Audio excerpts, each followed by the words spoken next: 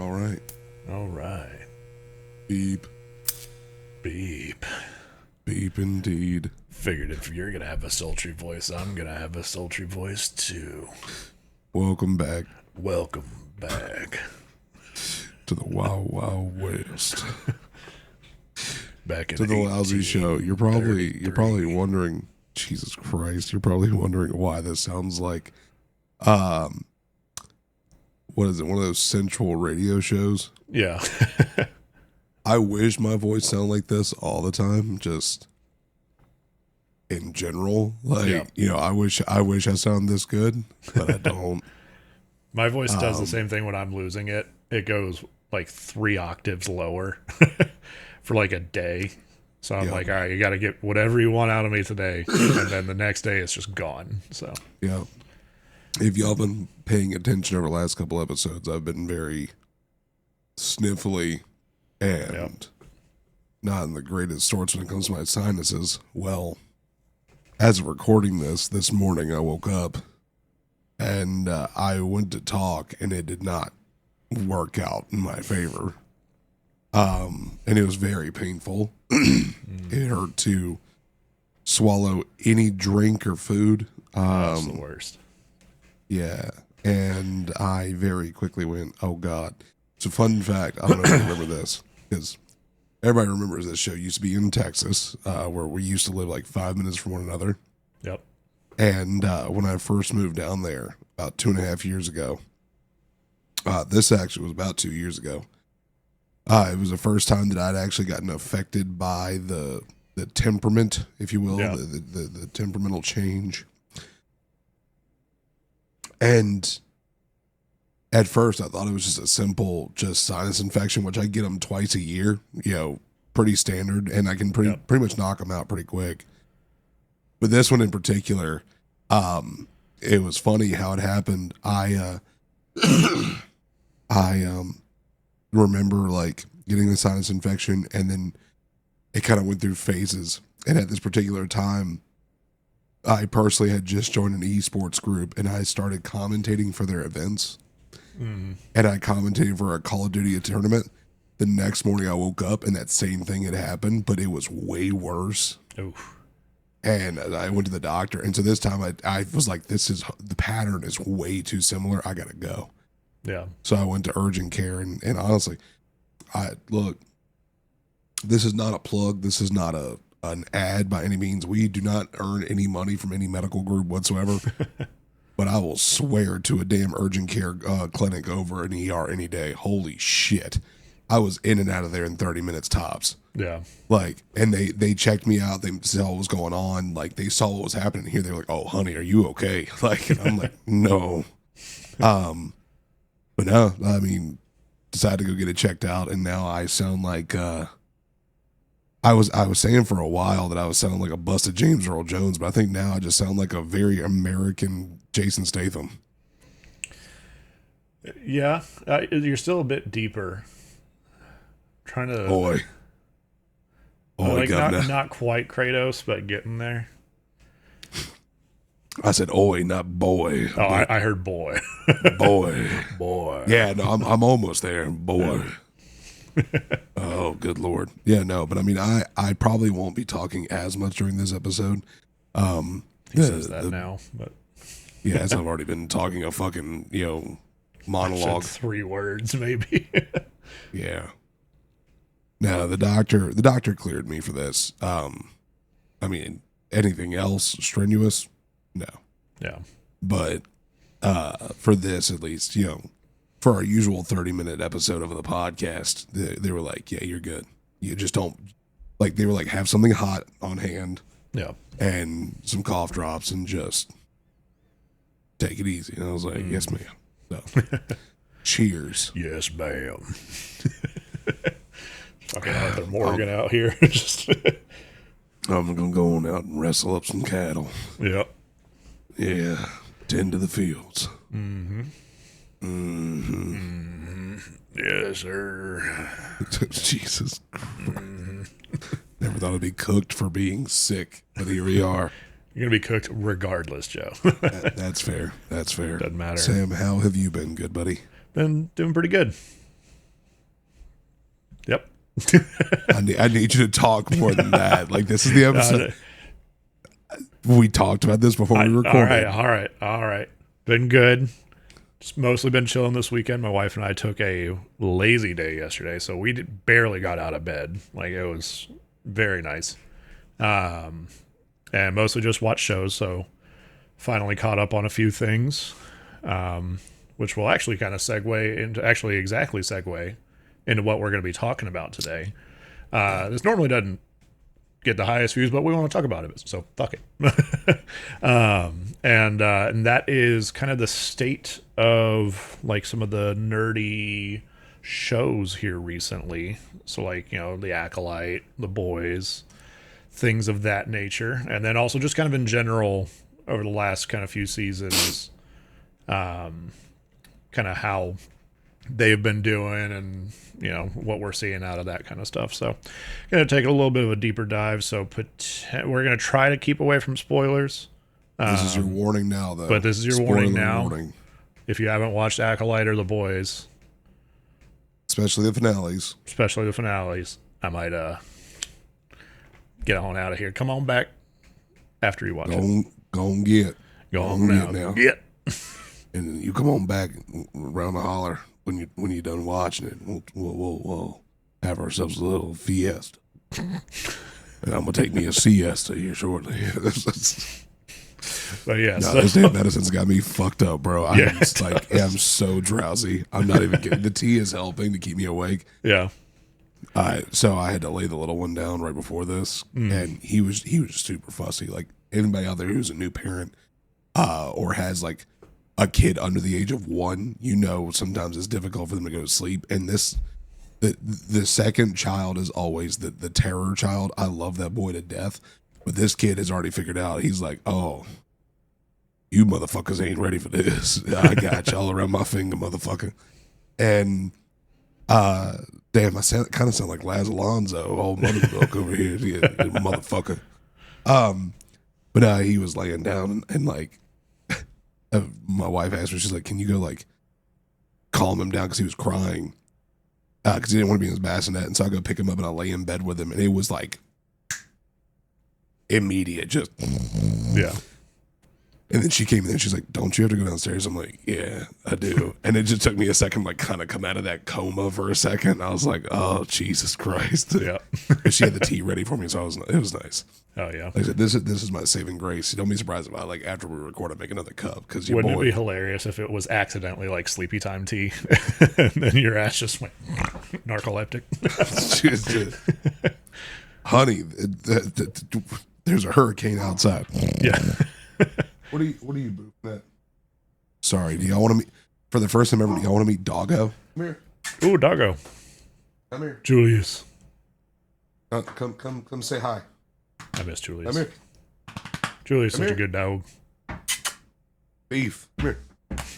He's like, I'm camera shy. I don't want to. Look at him. Look at the Doggo. Big chunk. This is the big chunk. Yes, this is your first time you've seen the people. Say hi. Yes. All right, lay down. I'd show you ours, but she's dealing with some skin issues right now, so that's fair. Yeah. Ain't exactly looking the cutest. But come on, where you at? Lay down, Bubba.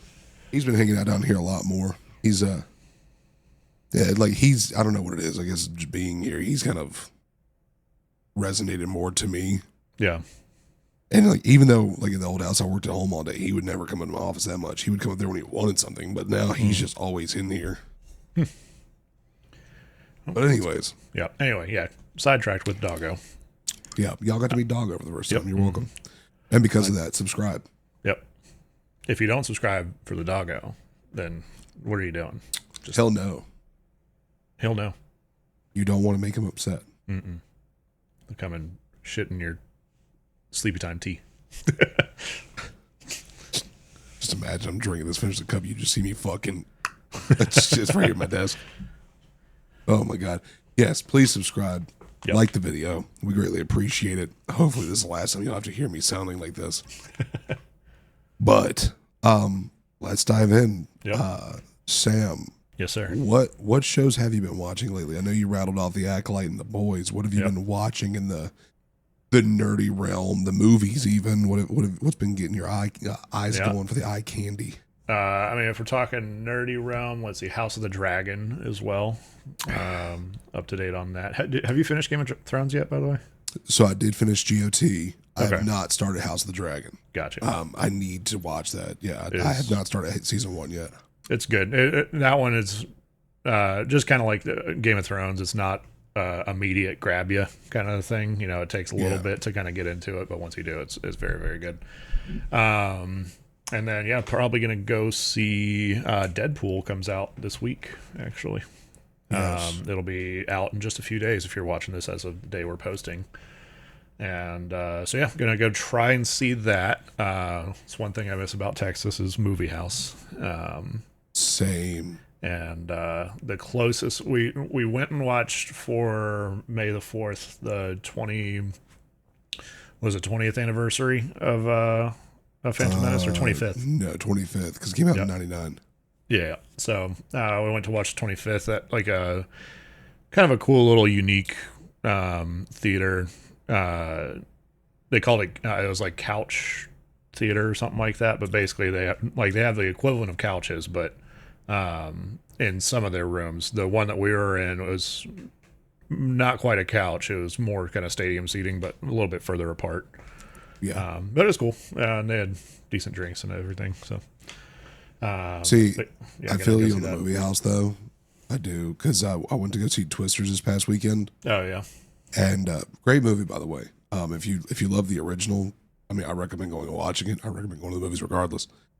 But we went to an AMC theater here. They had the recliners like Movie House did. Yeah. But they didn't serve dinner or drinks. Yeah. It was just your standard like popcorn, candy, and stuff, which was fine with me. I mean, that's basically what I always got when we went to Movie House anyways. But it wasn't the same like atmosphere. It didn't have the same like almost like bougie, restaurant meets movie theater vibe. Mm-hmm. And that's one of the things I loved, was like it was always like you didn't have to get up from your seat unless you had to like use a bathroom. Yeah, it was. If they could figure that part out, man. You're talking about a communal shitter, bro. No. Just sure they could imagine figure like a something unison, the unison of shits happening at one time. No, thank you. It's a climax. Yeah, Movie House definitely is on another level. There's an AMC here that has the recliners. I think they might serve, because they ended up buying out independent movie theater here that had the recliners and everything. And they serve food. So I think they might. I'm not 100% certain on that. That'd be dope if they do. But if not, I guess I'll get up and get some shit. Or just get it before we go in. But otherwise, excited to see Deadpool. We actually just watched Deadpool 1 and 2 yesterday as part of our lazy day to kind of get ready for that. And then we watched Green Lantern. Just because. On purpose? Yeah. Oh my god! Now go watch what was it, X-Men Origins Wolverine Full Circle. Right? Yeah, I was saying we should, but we decided against that one. That one is not great. Although Green Lantern's not great either. Bow bow. But no, that's a good selection there. I like that. I like that. Mm-hmm. I'm glad you're back into watching again, because for a while we weren't at all. Yeah. Well, because the problem was she would want to watch it too. But then she was like super busy with like her dissertation stuff and whatnot. And we've kind of finally figured out like a good schedule for that. That, and also now that she's finally almost, she's like probably a third of the way through her dissertation right now. So that's good. That's good. Mm-hmm. But I would say I know that was one of the big things of why we couldn't go to the movies so much as we wanted to, is because just fitting everybody's schedule together. Mm-hmm. Always a little difficult, but yeah. What else have you been watching? Criminal Minds. Oh God. Yeah. The new one where they curse a lot and it's funny. Right. Yeah. But I would say for the nerdy side of things on my end, definitely Acolyte and the Boys. Those were the two most recent that just finished up. which highly recommend if you haven't read the comics or seen. Like, I will say this for anybody who hasn't watched the show, and if you are a big like comic book reader like I am, Sam, do you read comics? I don't know if you read. I don't really. I like the idea of comics, but like I've come to realize lately, I don't know if it's like an ADHD thing or not, but I'm not good at sitting down and reading something, even if there's like pictures and barely any text. I just like it kind of just gets lost on me. Whereas like I can do audiobooks, those are fine because I can do two things at once. And not have to commit to that one thing, because I don't like just sitting down and reading a book. I get like antsy and stuff as well. So no, I feel you on that. I for me, it's not necessarily that deep. It's more it has to catch my attention relatively quickly, or else I won't. Like I've had so many people recommend books to me, and they're like, it's a slow burn at the beginning, but man, it's so worth it. And like, by chapter 4, you're just in the thick of it. I'm like, brother, I'm making it page 4. Yeah. What do you mean? Like, if it ain't going to catch my attention, no, thank you. But no, for the boys, I will tell y'all right now, if you like reading the comics and then going and watching the show, don't do that. Like, it is not a 1-to-1 by any stretch of the imagination. No. There are definitely a lot of similarities, but I think that Eric Kripke has done a great job with the boys in making it its own, like a standalone away, kind of like Dave Filoni and Jon Favreau in the Star Wars universe. Like, it's not a 1-to-1 to the books, but they've taken the source material to heart in making what they've made. And I think that like anybody who watches the boys will really love it. Like, and this is, again, spoiler warning. If you do not want to be spoiled for the ending of season 4 of The Boys, I would suggest clicking out of this or skipping ahead or whatever you want to do, buffer through, whatever. Spoiler warning. So, the ending of season 4, I had no idea that was going to happen. No, not at all. Yeah, it was a crazy ending, which the boys tend to do some pretty big and insane stuff every season, and it doesn't get old. I want to say this, and this is a hill I'm willing to die on. The boys, when it comes to canceling things, is on the same level as Eminem. Yeah. And I say that because if you try to cancel Eminem, he'll just cancel himself and then go back to doing what he's doing, selling multiple billions of copies of records. Yep. The boys is the exact same way, where they will go, oh, you want to cancel us for some shit? Cool. The next episode comes out and they're fucking cracking jokes about it and doubling down, and the viewership fucking triples or quadruples. Like, it's crazy the way they fucking do it. But dude, I genuinely thought Butcher was dead. I thought like when he was in the hospital bed, I'm like, oh, this is it. Like, Butcher's dead. They'll probably find a way to like bring him back for the final season. So like maybe a little bit of temp V or something like that. Like, the way they did it with Huey's dad. Yeah. Something, but what? No, I realize there's a Discord delay, which y'all have seen us deal with that before. Yeah. So you go ahead. Okay. I thought he was dead, especially when he was like talking to Ryan and stuff. I was like, oh yeah, he's gone, like, for sure. And they did not do that. And I will say this too. I didn't think Mallory was going to die. I thought we were going to see Ryan like fly out of the building for the first time. Yeah. Like kind of crash through it or whatever. But as soon as he pushed her and you hear her skull crush against the wall, I was like, holy shit. Because it's like the whole story is stopping him from becoming Homelander. Like, he's the one person who would destroy everything.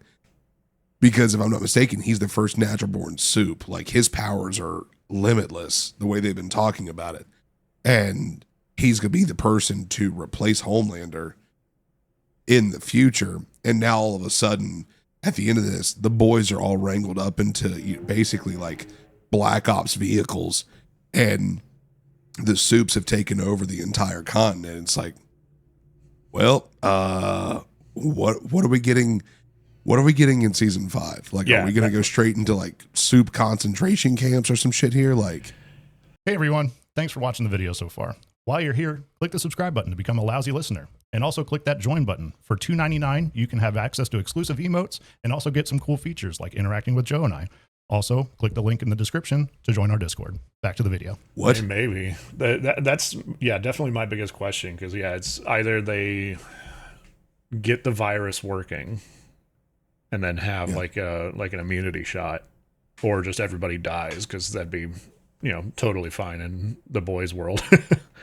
I mean, they did show Soulja Boy. I just realized I said it like the rapper. Soulja Boy. I said Soulja Boy, not Soldier Boy. Whoops. Tell him. No, I have some theories on that. Okay. So when it comes to Soulja Boy, I think that what's going to happen, Butcher still being alive, I think Butcher knew where Soulja Boy's body was, because Mallory and Singer were the ones who knew where to put him. Mm-hmm. And I have a feeling that Butcher is definitely in the know on where he was. I think what's going to happen is, because if you remember, Soulja Boy absolutely despised Homelander, called him a little pussy and everything. Yeah. Oh, and there's a whole giant fight. Like, it was a whole Exactly. thing. Yeah. End of season 3. Exactly. I think what's going to happen with that in particular is Butcher's going to convince Soulja Boy to finish the job, because I don't think his like concussive blast has been taken away from him. I think he's going to convince him to finish the job, and this time Ryan's going to be in the blast radius. Oh yeah. I don't think the virus will go. I don't think the virus will take out Homelander. I think it'll be Soulja Boy that takes out Homelander. But I also think. Go ahead. I was just thinking they could probably use the virus to at least weaken Homelander. Yeah, but I also think the virus is going to cause a global pandemic for the Supes.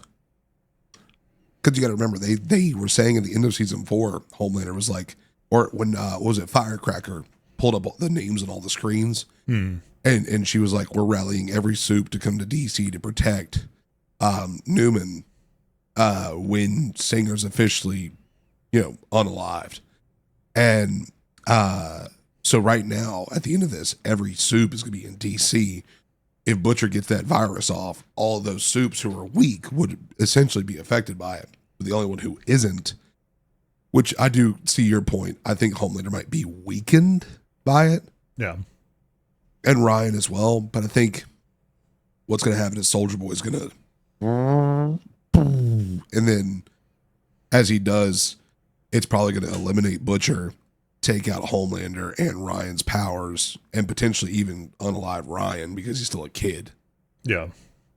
But I think that's definitely my theory. As far as the remaining 7 episodes, who knows? Like, that's what I love about The Boys, is Eric Kripke, for anybody who doesn't know, Eric Kripke also helped create and continue Supernatural. Yep. Mm-hmm.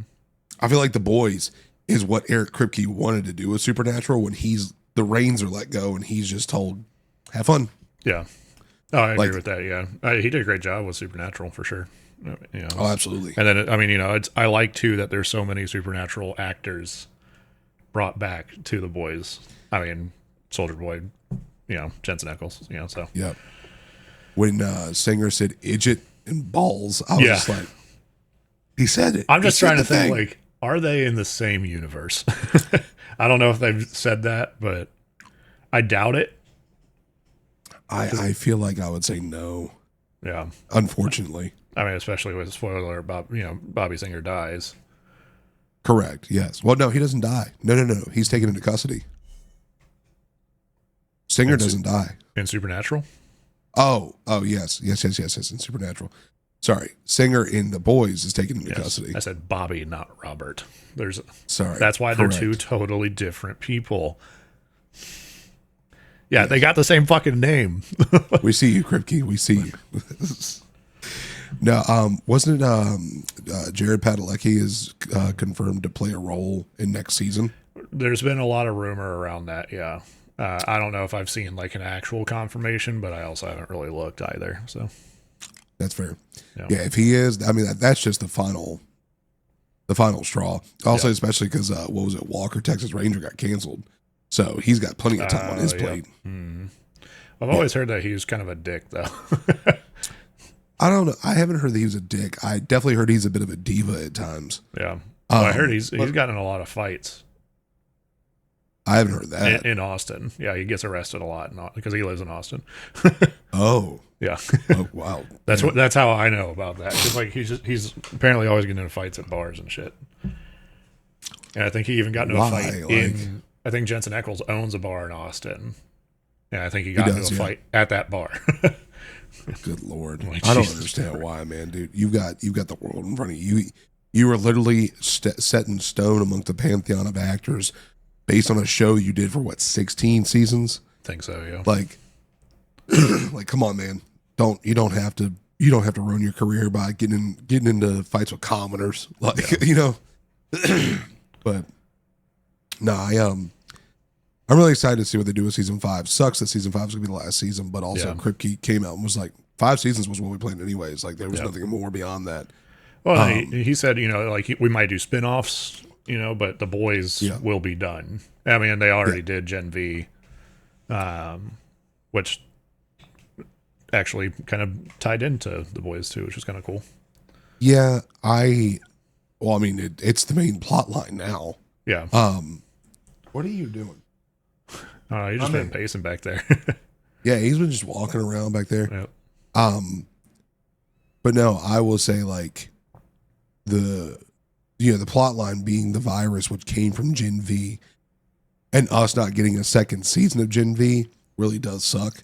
But I also respect it because and forgive me, I don't remember the actor's name, but the actor who passed away. Oh, I can look it up.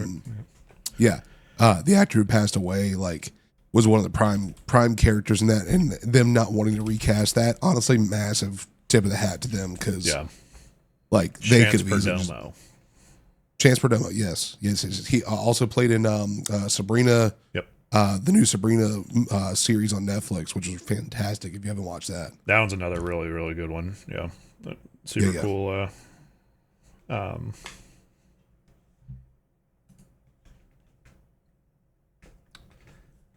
Moving on. All right. Can't think of the word. Adaptation. There we go. I heard the dial-up tone from here, brother. Jesus Christ. Yeah. I gotta upgrade to fucking DSL over here. Shit. Apparently. Fucking hell. Anyways. No, and also not holding on to the boys the entire time. I will say, I hold that show in high regard and I hate doing it at times, but I definitely use that as a foundational point of other shows and how well the directors care about continuity, character building, and just overall, story building. You can tell from season 1 all the way to now, the story has continued to build, and you always have a reason to watch another episode. Yeah. There's never not a reason to watch another episode. You always be like, oh, what happens next? What happens next? What happens next? And you're locked in. With that, I'll turn my attention and ask you, Sam. Yeah. About the Acolyte. What about it? For anybody out there who's not a Star Wars fan, when we started this lovely seasonal journey, the first 3 episodes were very, how does one say? Not great. Both on screen and off. Not great. Yeah. There's a bit of controversy with the, specifically, at least to me, is the director. Yes. I can't remember her name. Let me look hers up. Isn't it Headland or something like that? I'm trying to know. I could be wrong. I could be totally wrong saying that. Acolyte director. Hanel Culpepper. I was way off. Where am I getting Headland from? I mean, Hanel. I don't know if I know. Oh, wait, no. Leslie Headland. Yeah. Oh, I was dead on. Am I right? Yeah, created by Leslie Headland. So I guess maybe not director. I might have gotten that part wrong. Sniped it. Let's see. No, we won't deep dive into the drama because we've already heard enough of that from the beginning of the season. Yeah. And we're a month and a half removed from it, thankfully. Yeah, thankfully. But a lot of that drama where they were basically just openly outright saying they didn't give a shit what the fans of Star Wars thought. Like they were creating their own narrative regardless within the Star Wars lore. And everyone's like, you want to try us? Yeah. Okay. That ain't going to work. No, not quite. No. So let's get your take before we jump into this. What was your take overall of the whole season? What was your take of the beginning? And what were some things you would change? So going into watching it, I removed the politics out of it. Because I'm not trying to punish a show for some bullshit outside of the show itself, right? So I always try to go in with open eyes, open ears, and just, try to have a good time, because that's, at the end of the day, I'm trying to watch a show to be entertained, right? Exactly. And so I didn't mind the first three. They weren't the best, for sure. I mean, it's Star Wars has already had a bunch of shows that have started off way better. And so there's a high bar there already. So I wasn't expecting it to exceed or, jump over the bar. I was hoping it would at least, be right at it, but it didn't impress me. It was cool seeing some kind of High Republic stuff as opposed to the current generation of Star Wars. So, kind of going back in time when Jedi were really at the peak of their power before the Sith really started, kind of causing issues again. And so it was cool seeing, a little bit more of a backstage peek, if you will, at how kind of the Jedi were working then, right? The whole witch coven thing, it was cool in a way, but I don't know. It didn't quite meet the awesomeness of some of the Dathomirian Night Sisters, for example, which I thought it was gonna be that with the one chick with the horns. Well, she is Dathomirian. Yeah, because she is from there. So I'm like, wait, that should mean, but it did not, unfortunately. So I think it would have been cool to have that be like a sect of that, maybe, and maybe there's something deeper in the lore that they haven't explored on that part yet, but a little bit of a rough start, but it wasn't hard to stick through it. There were still some aspects of it that were really cool. The flashback episode, while yes, some story would have been nice, we didn't need a whole episode just to explain two things, maybe, and then even then it doesn't show everything that you really need to know in that flashback. So it's really just a filler episode that nobody gives a shit about. So yeah, that's by far the worst one. So I would have, as far as what I would change, I would get rid of that episode and just maybe extend the other episodes by a few minutes to put in the important plot lines there. As far as what they did really well was the lightsaber choreography in this show was really, really fucking cool. And they step it up every time. As far as, what they've been doing in Star Wars for a while. Yeah. I also did the detachable little defender kind of thing that the Sith guy had. That was cool. The light whip was an interesting one. I know you and I briefly spoke about this, and I'll let you give your opinion on it.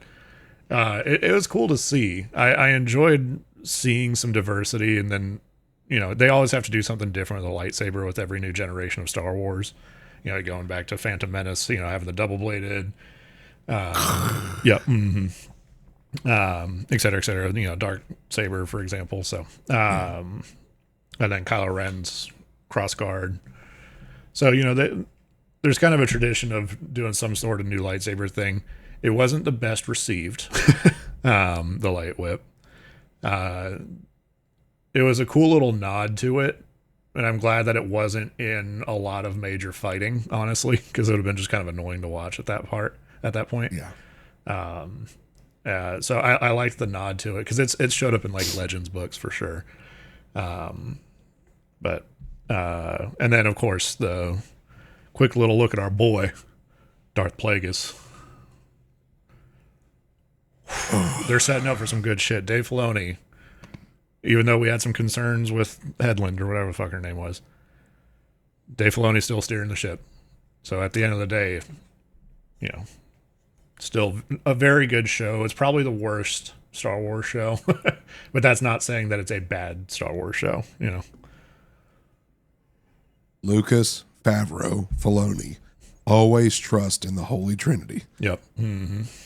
They know what's best. No, I can get down with everything you said there. I think for me, I agree to trying to not let politics from outside dictate how I view a show. I went into this watching it with the intent to not do that. I went into it with the intent to view it as a Star Wars show, as a telling of the old Republic that we've never seen in live action before. We've only ever seen it in video games. And even then, like, the video games weren't exactly like full canon, but people want to, have their own head canon about it and think it's law. The problems I have that I've said before is, while this may be a virgins, I think is what they called it. The telling of the twins takes away from the importance of Anakin. And I'm willing to die on that hill, honestly. Because the importance of Anakin, if you remember in Star Wars lore, was he was the chosen one. He was the one to bring balance to the Force. It was the Jedi's fault who thought he would be guaranteed to be on the good, the light. But in reality, the balance was that Palpatine needed a pupil. Now, one could say the same for this whole scenario here in Acolyte, that they were destined to be one and the same. I call bull, because the purpose of balancing is one side's tipping the scales more than the other, and the Force naturally balances it back. So the Force isn't going to make twins. Yeah. One to be on the light and one to be on the dark. Like, it's not going to go like, oh, well, you know what? Here's two more pieces. Let's tip this even more. Like, no. And I agree with you on the witches coven. It just didn't make sense. Like, even now, I've had debates and conversations with people online, and it doesn't make sense as to the process of, were they wielding dark side powers? Were they, were they like training to be Night Sisters? Like, especially with the Dathomirian being on that planet in that coven, like, what were they doing? And that's the answer we never really got. Like, all we got was they were protecting their coven, and that was it. Yeah. I think that that's a massive plot hole that we missed. I think that is a massive plot hole that needed to be addressed. And Headland definitely was just like, meh, it's whatever. And that's where I have my problem with directors like that. And it doesn't have to be just Star Wars. It could be any movie. Like, if you ignore a plot hole like that, it's not going to end well for you. Like, it's a glaring issue that needs to be addressed and fixed. Yeah. I won't harbor on all the bad. I will say the good, Saul. Saul is one Saul was badass of a Jedi. Yep. That move he did in the last episode where you see the red saber like going around him. And he cuts his saber off and like pulls almost like a Matrix move or almost like a fucking crouching tiger just and he like force domes himself and you just see everything. Oh dude, that was one of the sickest moves. Yeah. The choreo, and to your point, you were saying the lightsaber choreography was great. I totally agree. But the hand-to-hand combat choreography was even better. Yeah, they really stepped it up on that. Yeah, the whole fight when they were on what planet was it? The first time you actually see them fight him as a group of Jedi. Brendok. Not Brendok. No. It was, sorry. The one that the Wookiee was on. Correct. What was the name of that planet? I don't remember. Yeah. Either way. Yeah. Future Sam, plop it in here. We'll see. But you like when you see that the hand-to-hand combat, especially when Yord comes back and you see Yord grab his, like with the Force grab his helmet that's on the ground and knock out his red saber, and then you see him bring his bracer up and knock out Yord's saber, and they're kind of just standing against one another, and then he like flips him and snaps his neck.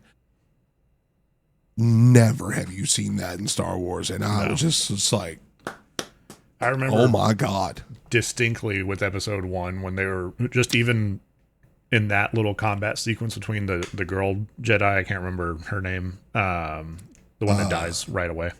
yeah, I know. Yeah, from the Matrix, right? Actually, oh, you're talking about Indara, yeah, Master Indara at the beginning, yep. yeah. Mm-hmm. Carrie Ann Moss, yep, childhood crush. I'm not good with names, but he's not. He's not. Even that. Give him the pass here. No, yeah, I'm terrible at it. Even that little fight sequence between her and May was really well choreographed, and it was super cool. And like the lightsaber was not part of it until the very end. Yep. And so I had a good feeling right from seeing that. I was like, all right, we're probably gonna have some pretty good fight sequences in this if this is Episode 1. I will say this, and there's one thing I didn't like until the end that my brain was like, oh, that's why they did it. May, every time she would step in front of one of those Jedi, she would always go into this weird pose and say, face me, attack me with all your strength. First of all, the Jedi aren't going to outright attack you for no reason. That's not part of their code. And it always made me chuckle because I'm like, you just look like a nerd. You look like a loser. You look like you're just trying to you look like a toddler who's trying to throw a fit. Like, look at me, look at me, look at me.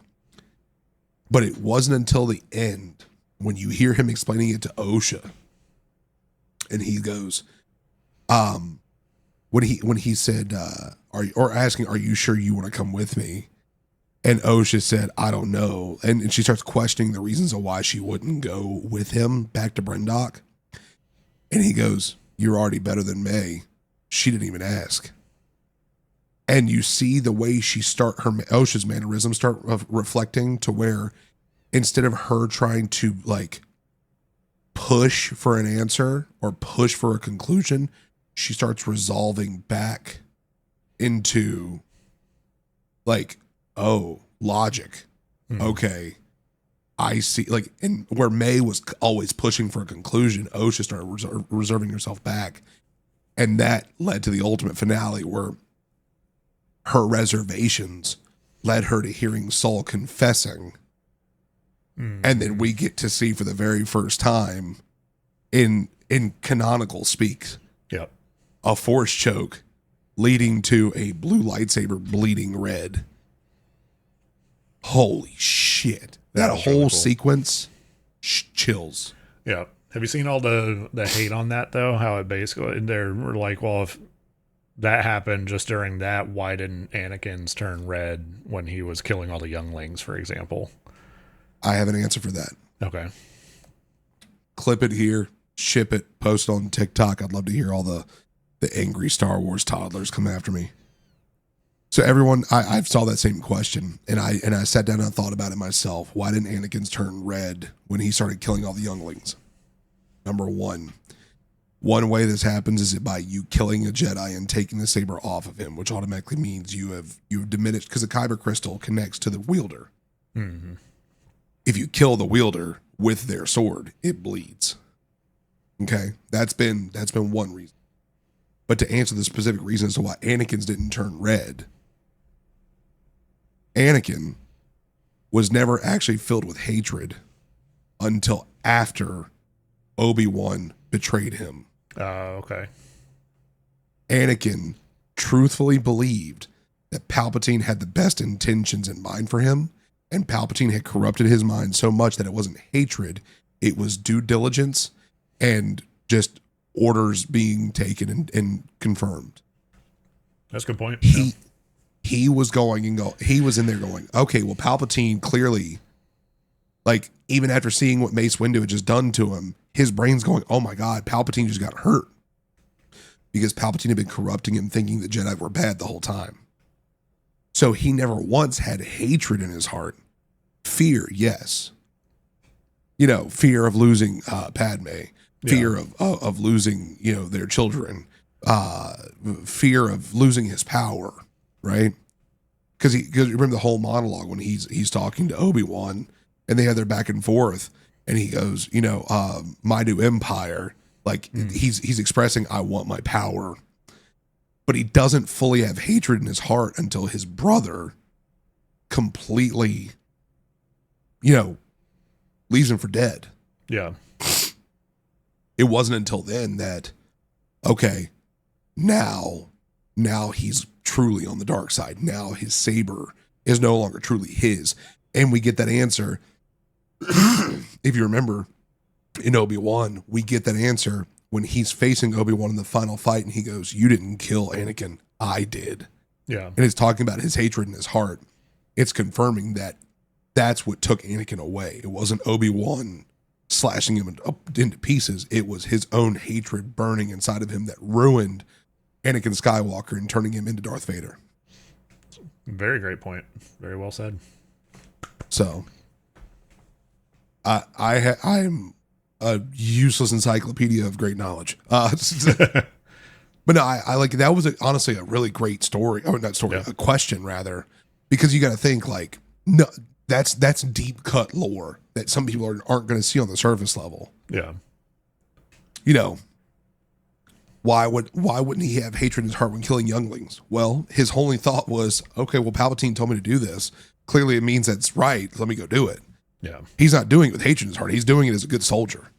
Because if you also go back and look at Anakin's entire story, what was he the entire time he was with the Jedi? One of the best soldiers. Mm-hmm. Go watch the entire Clone Wars series. He's a soldier the entire time. He's wearing, he's always wearing his Jedi armor. He's always leading troops. Hell, you even see that in Ahsoka when they have the flashbacks when she's in the Force. Yeah. And he's training her through the Force as a Force spirit. By the way, one of the greatest things ever. Yeah. But like you see that, and you see he's always the good soldier. So he's always taking orders. So he's not going to do it with hate in his heart. He's going to do it with the understanding of, okay, this is my bidding. It needs to be done. Yeah. So. Yeah. Very well said. Yeah. But no, I mean, overall, I think the ending of Acolyte was good. I think for your deep cut lore fans, it definitely was. It was a good ending, but I hate to say it, much like a lot of shows, this nonsense of, and my light's going nuts back there. Oh yeah. Hang on. Look at that cake.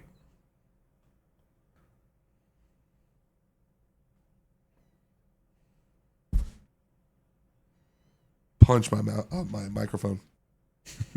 But one of the things I will say is, like, much like a lot of shows, the Acolyte falls short because the beginning was not the appetizer we needed to lead us to the end. Yeah. Too many plot holes, too many questions left unanswered that I don't feel will be answered in season 2. And just, I mean, character development, there wasn't a lot. I feel like if like I liked the lightsabers. I was one of those who definitely was like, the lightsaber whip was a little much, but Yeah. but I think character development could have been a lot better for a lot of other characters. Yeah. But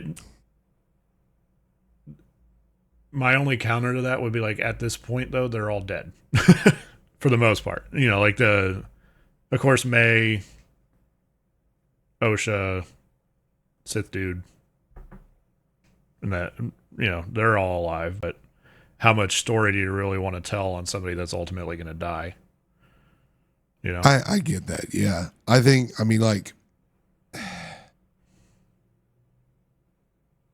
I mean by character development is Saul being such an important character to this. You know, like I think he got great character development, even though he died in the end. I think that I wish, especially in the back half, I wish we got more of old Darth Smiles. Yeah. I wish I remembered his name, like Manny Jacinto, I think is the actor's name. I would have loved to see more with him and Osha, because I think that character development would have been fantastic, especially leading to how the outcome was. I don't know. I think there were just certain things that could have been done. Like agreeing with you on the fact that we didn't need the flashback episode. Yeah. We got the same flashback like 3 or 4 times. Not needed. Not needed. You could have taken that whole episode and done more character development.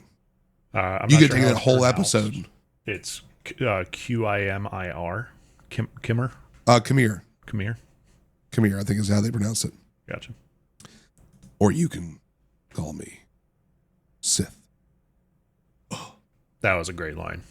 Oh my God. When he did that, the way he presented himself, I was like, oh my God, I'm wet. Yeah. Like, that was insane.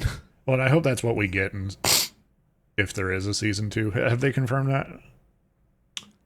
I think it was up in arms on whether or not they were going to. Let me see. But if there was a season 2, then I would just love just kind of a backstory, because like ultimately we know that it's not going to be like those two are not going to be major players down the line, but they will potentially lead to a major player like Plagueis. But it would still be really cool to see the whole Sith dynamic on a more personal level, you know. It is not confirmed whether or not there will be a second season. However, it is not looking likely. Yeah. Which apparently viewership tanked so bad after the first 3 episodes that Disney even stopped reporting on how well it was doing. Oh, really? Oh, shit. That's not a good sign. But no. Because Disney loves pounding their chest for their wins. Yep. So they sweep their failures under the rug. Much like most corporations. Yep. America. But yeah, I think in conclusion, because I don't want to burn my voice out. In conclusion, I'll say, if I were to give the boys, especially season 4, a ranking out of 10, I'm going to give the boys a solid 9.2 out of 10. I think that there was a couple pieces in there that I was like, ooh, that would have been a little sweeter if they had done it just a little different. Yeah. I'll give Acolyte a solid 6.8 out of 10. I think that 6.8 is more predominantly talking about the good of the ending. Yeah. And the miss at the beginning. Because like I said, the ending was great. The beginning to me was just not it. So yeah. What would you rank it? Boys, very good. I don't think I really had any problems. It like my only complaint, at least initially, was the first episode wasn't as much of a grabber as the previous 3 seasons' first episodes had been. Fair. But otherwise, it made up for it in a lot of other places. So yeah, I'd just call it an even 9 out of 10 on that one. And then Acolyte, like I said, overall I enjoyed it. My biggest thing is that flashback episode did not need to be there, and I felt like I wasted my time after I watched that episode. Yeah. And so I'll just call mine an even, well, not quite even, 6.5 out of 10. So we're pretty on par with one another. I mean, because there was good and bad to it.